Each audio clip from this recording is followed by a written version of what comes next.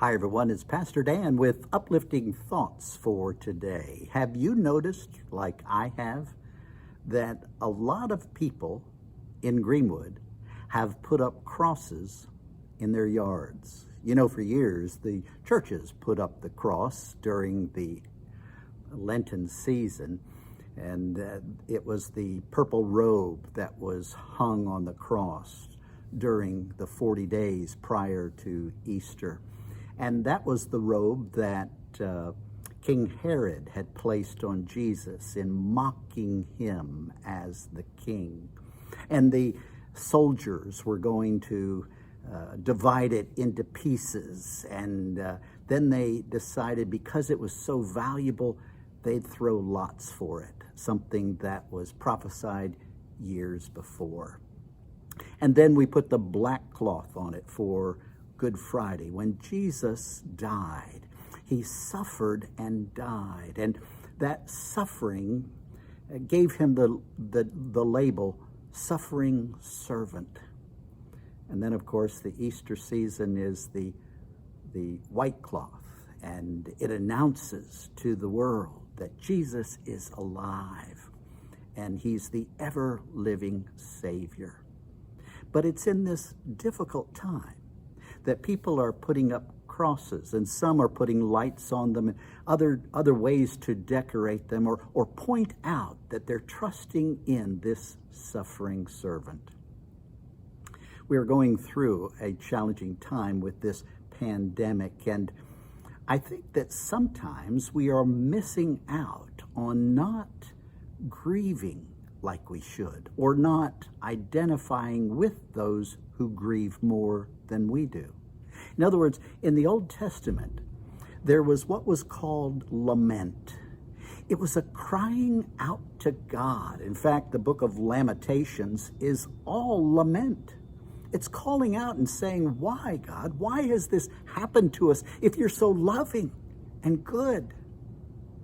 And during a time of grief, we acknowledge that there's this hurt within us, this suffering that we're going through. And a lot of people are suffering.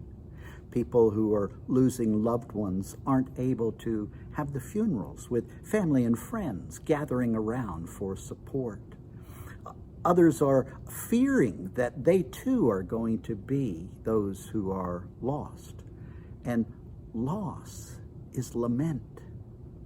And we should be lamenting or crying out to God, because we're all experiencing loss. And lament is a holy complaint. It's a calling out to God, and it's what connects us to others. So what would happen if, instead of ignoring the loss all around us, we would allow it to deepen our understanding of what others are suffering? Maybe not in this pandemic, maybe before the pandemic. Maybe it's the pandemic that is opening our eyes to the difficulties that people are going through. We see the protesters who are saying, I've got to pay my bills, I've got to get back to work. And yet many people are always hurting for more money to pay bills and falling short because of one reason or another. Maybe the lament connects us with other people's suffering. One thing is for certain, after the pandemic, our world will be a different world, and all of us will be affected by it.